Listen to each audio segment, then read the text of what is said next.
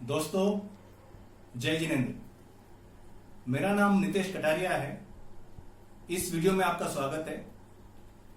आज की इस वीडियो में मैं जैन समुदाय के लिए कुछ सुझाव दे रहा हूं जो शायद कोरोना संकट में उपयोगी और प्रासंगिक हो। चीन से शुरू हुई कोरोना महामारी पिछले 4 महीनों से विश्व में तबाही मचा रही है।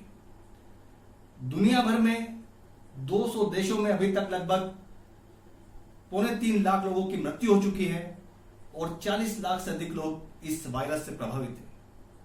America, Italy, Spain, France, Germany, England जैसे विकसित देश भी इस अदृश्य दुश्मन पर काबू पाने में अपने आप को असहाय महसूस कर रहे हैं। भारत भी कोरोना संकट के नाजुक दौर से गुजर रहा है। कोरोना से मरने वालों की संख्या लगातार बढ़ रही है। देश की 130 करोड़ की आबादी लॉकडाउन के चलते घरों में रहने पर मजबूर है। स्कूल बंद है, कारखाने बंद है, यातायात बंद है, दुकानें बंद है।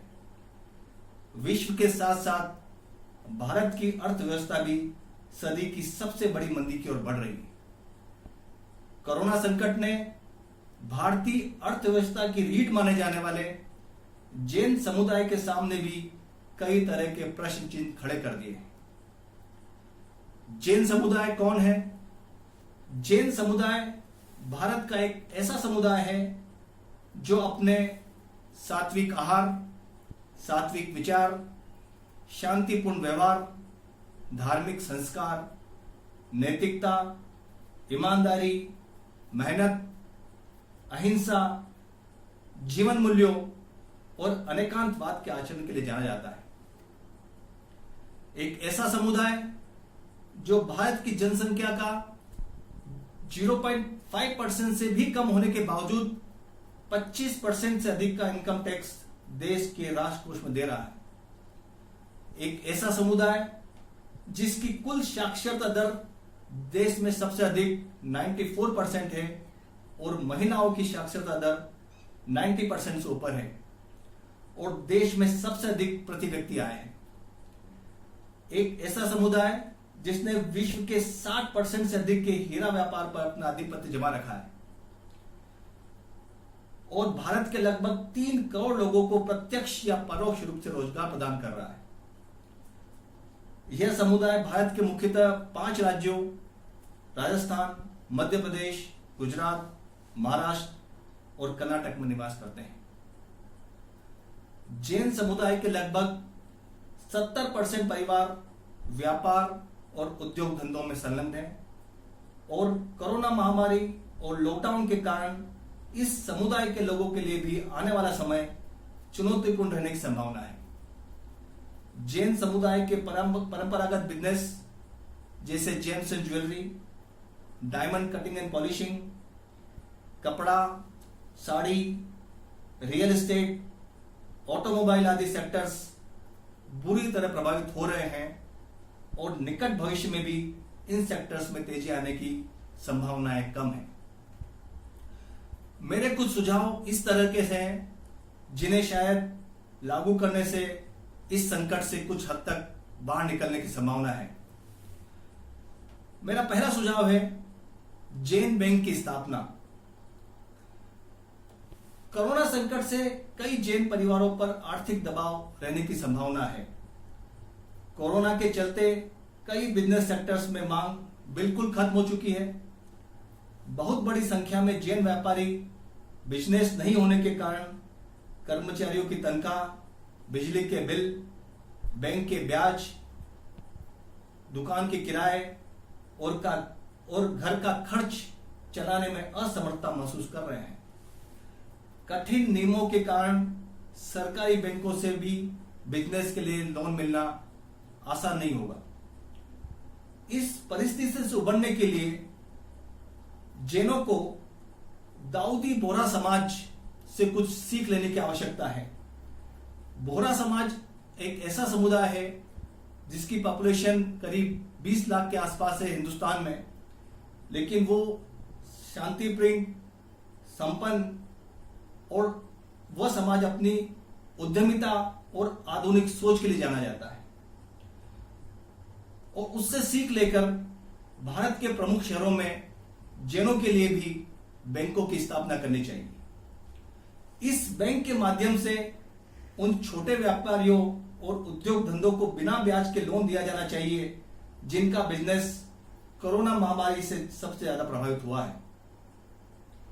इस बैंक की स्थापना में बड़े मंदिरों के ट्रस्टी, जैन दानदाताओं और जीतो जैन इंटरनेशनल ट्रेड ऑर्गेनाइजेशन जैसी संस्था से सहायता ली जा सकती है। अगले 2 सालों के लिए जैन मंदिरों और धर्मशालाओं का निर्माण कार्य रोककर उस धनराशि का उपयोग भी बैंक के लिए किया जा सकता है। अगर इंसान की जान और माल सुरक्षित रहेगा तो भावी मंदिर और धर्मशालाएं बनाने के लिए कई अवसर आएंगे। समाज के स्वच्छ छवि और अनुभवी बिजनेस लीडर्स, मंदिर के ट्रस्टी, बैंकर्स और चार्टर्ड अकाउंटेंट्स को लेकर 11 सदस्यीय कमेटी का गठन करके लोन किसे और कितना दिया जाए इसकी पात्रता निर्धारित की जा सकती है। बैंक और उसकी कार्य प्रणाली को स्थापित करने का काम इतना आसान नहीं होगा, फिर भी कहीं से तो इसकी शुरुआत करनी पड़ेगी और शायद अभी का समय इस काम के लिए सबसे उपयुक्त है। जैन समाज के प्रबुद्धजन इस बारे में रणनीति बना सकते हैं। मेरा दूसरा सुझाव है जैन अल्पसंख्यक के अधिकार एवं लाभ। जैसा कि आपको जानकारी है, मुस्लिम, बौद्ध, सिख, पारसी, ईसाई के अलावा सन 2014 में नेशनल माइनॉरिटी कमीशन ने जैन धर्म को भी अल्पसंख्यक घोषित किया।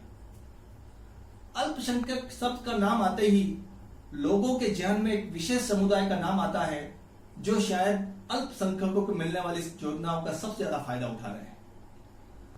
भारत में जैनों की प्रति व्यक्ति आय सबसे ज्यादा होने के बावजूद लगभग 25% जैन परिवार गरीबी रेखा के नीचे अपना जीवन यापन कर रहे हैं। सभी जैन परिवार संपन्न और समृद्ध है, ऐसी धारणा बनी हुई है जो कि गलत है। मुंबई के धारावी जैसे इलाकों में 1100 से अधिक जैन परिवार रहने पर मजबूर है और कर्नाटक में कई ऐसे जैन परिवार है जो खेतों में मजदूरी करके अपना जीवन यापन कर रहे हैं। सरकार द्वारा दिए जाने वाली सहायता और योजनाओं का लाभ उचित जानकारी और मार्गदर्शन के अभाव में जैन परिवार को नहीं मिल पा रहा है। श्री ललित जी गांधी के नेतृत्व में all India Jain minority federation अपने सेमिनारों और व्याख्यानों के माध्यम से समाज को जागरूक करने के प्रयास कर रहे हैं, लेकिन दुर्भाग्य से अभी भी जागरूकता की कमी है। सरकार ने अल्पसंख्यकों को विशेष रूप से संवैधानिक, शैक्षणिक और धार्मिक अधिकार दिए हैं।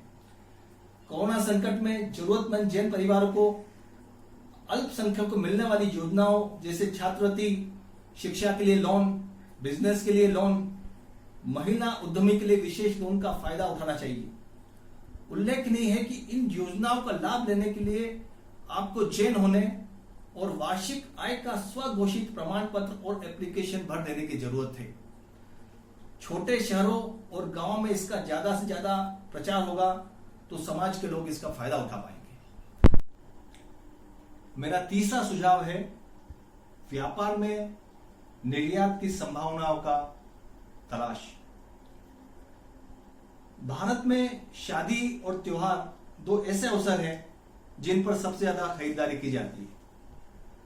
कोरोना के चलते आने वाले समय में शादी और त्योहारों पर होने वाले आयोजनों पर बहुत हद तक अंकुश लगेगा और भारत में उत्पादों की होने वाली खपत में गिरावट आएगी।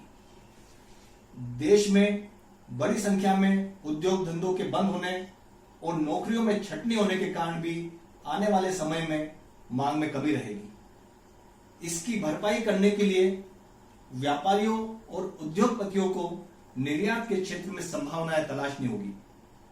सही जानकारी और मार्गदर्शन के अभाव के कारण वर्तमान समय में बहुत ही कम जैन व्यापारी निर्यात के क्षेत्र में अपना बिजनेस कर रहे हैं। कोरोना महामारी फैलाने में चीन की भूमिका संदेहपूर्ण रही है और विश्व के तमाम देशों ने चीन से व्यापारिक संबंध तोड़ने का फैसला कर लिया है। जापान और अमेरिका जैसे देशों ने चीन से अपनी कंपनियां हटाने की प्रक्रिया शुरू कर दी है। दुनिया के राजनीतिक और आर्थिक वातावरण में बहुत तेजी से परिवर्तन हो रहा है।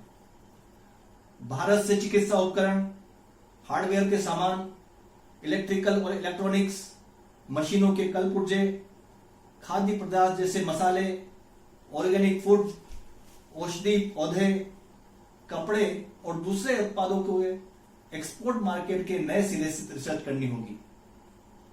एक्सपोर्ट का बहुत बड़ा मार्केट है, लेकिन डॉक्यूमेंटेशन और दूसरे पैरामीटर्स की जानकारी के अभाव के कारण कई लोग उस क्षेत्र में जाने से डरते हैं। लेकिन एक ऐसा क्षेत्र है जहां पे आपको टैक्स में भी बेनिफिट मिलेगा और एक्सपोर्ट की अर्निंग होने के कारण उसके बेनिफिट रहेंगे। तो एक्सपोर्ट के लिए आपको अपना मार्केट एक्सप्लोर करना पड़ेगा कि क्या प्रोडक्ट आप वहां पे एक्सपोर्ट कर सकते हैं और किन देशों में आपके लिए एक्सपोर्ट का मार्केट हो सकता है। चौथा एक सजेशन है, बिजनेस में जैन महिलाओं के लिए अवसर। पारंपरिक रूप से जैन परिवारों का पारिवारिक ताना बाना कुछ इस तरह से है कि महिलाओं को नौकरी या व्यापार करने को प्रेरित नहीं किया जाता है। कई पढ़ी लिखी और प्रतिभाशाली महिलाएं उचित मार्गदर्शन और प्रेरणा के अभाव में चाहते हुए भी कुछ करने में असमर्थ है। टेक्नोलॉजी और संचार माध्यमों के विकास के कारण पिछले 10 वर्षों में कई ऐसे बिजनेस और कमाई के साधन उपलब्ध हुए हैं जिन्हें घर के सुरक्षित वातावरण में बैठकर महिलाएं आसानी से कर सकती है। कोरोना संकट से उत्पन्न हुई नई परिस्थितियों ने भी बिजनेस में कई और नई संभावनाओं को जन्म दिया है। कुछ ऐसे बिजनेस जो महिलाएं आसानी से कर सकती है वह इस प्रकार से है: online teaching and coaching classes, online yoga, pranayama and meditation classes, marriage counselling and matrimonial services, YouTube channel और ब्लॉग राइटिंग। यदि आप राजनीति, धर्म, दर्शन, इतिहास, खेलकूद, बिजनेस, टेक्नोलॉजी, इलेक्ट्रॉनिक्स, कुकिंग, योग, विज्ञान, मैनेजमेंट, टूरिज्म आदि विषयों की जानकारी रखते हैं तो आप अपना यूट्यूब चैनल बनाकर या ब्लॉग लिखकर अपना करियर बना सकते हैं। इसके अलावा अमेजॉन और फ्लिपकार्ट जैसी ऑनलाइन कंपनीज हैं, वहां पे आप अपना प्रोडक्ट्स सेल कर सकते हैं और उसके माध्यम से भी आप अपना बिजनेस जनरेट कर सकते हैं और एक्स्ट्रा इनकम कर सकते हैं। एक और जो काफी बड़ी अपॉर्चुनिटी है वो है home cooked food and online delivery. जैसा कि आपने समाचार पत्रों में पढ़ा होगा कि आने वाले समय में जितनी भी आईटी कंपनीज हैं वो वर्क फ्रॉम होम की तरफ जाने वाली है और ऑफिस में लगभग 25% लोग काम करेंगे, बाकी 75% लोग जो है घर पे ही बैठ के काम करेंगे। तो जब घर पे बैठने के काम करेंगे तो हो सकता है वहां पे उनको खाने के लिए कुछ जरूरत पड़े, तो आप एक ऐसा अपना सेटअप कर सकते हैं कि होम कुक्ड फूड बनाएं और उनके लिए ऑनलाइन डिलीवरी कर सकते हैं। ये आने वाले फ्यूचर में it may be one of the big markets. इसके अलावा आप घर बैठ के digital and social media marketing कर सकते हैं। कई नए बिजनेस बनेंगे जो कि ऑनलाइन चलेंगे, उनके लिए वेबसाइट बनाने का काम शुरू करना होगा, उसके लिए डिजिटल मार्केटिंग की जरूरत पड़ेगी, उसके लिए सोशल मीडिया मार्केटिंग की जरूरत पड़ेगी। तो महिलाएं इन सब कामों को बड़ी आसानी से घर पे बैठ के कर सकती है।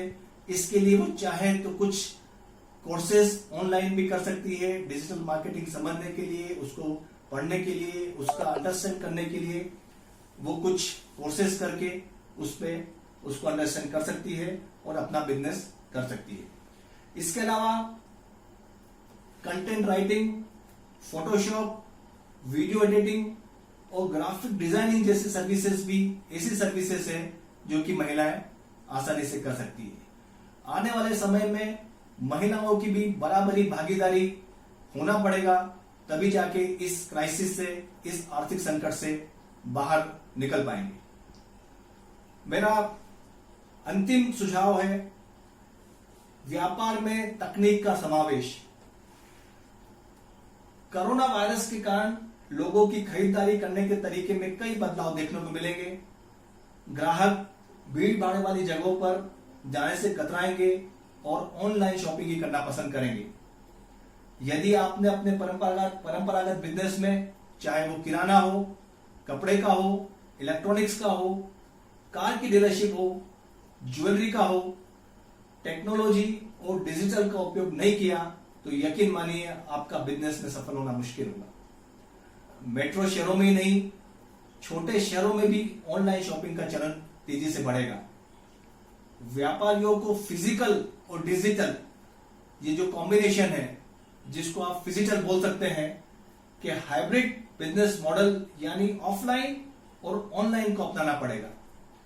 डिजिटल और सोशल मीडिया के माध्यम से अपने बिजनेस का प्रचार करना पड़ेगा। Confederation of all India traders ने देश के असंगठित खुदरा व्यापारियों को एक डिजिटल प्लेटफॉर्म देने के लिए भारत मार्केट के नाम से ई कॉमर्स पोर्टल लॉन्च किया है।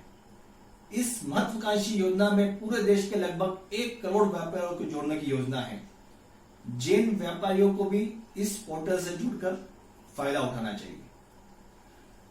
आने वाला कल हमें आर्थिक चुनौतियों के दौर में ले जाने वाला है। याद रखें कि ये हालत हमारी वजह से नहीं है। खुद को दोष न दें, हारा हुआ महसूस नहीं करें। रास्ता लंबा और कठिन जरूर है, लेकिन हिम्मत न हारें। जिंदगी परिवर्तनों से ही बनी है। किसी भी परिवर्तन से घबराएं नहीं, बल्कि उसे स्वीकार करें। कुछ परिवर्तन हमें सफलता दिलाएंगे तो कुछ सफल होने के गुण सिखाएंगे। बस यूं समझिए कि हम सांप सीढ़ी खेल रहे थे, 99 पर जाके सांप ने काट लिया है, लेकिन हम गेम से बाहर नहीं हुए हैं। वापस 0 से शुरुआत होगी और कोई नई सीढ़ी हमें 100 पर ले जाकर सफलता दिलाएगी। धन्यवाद। मुझे आशा है आपको ये सुझाव पसंद आए होंगे, आपके लिए उपयोगी होंगे, आपके लिए प्रासंगिक होंगे। Thank you very much. जय जिनेंद्र।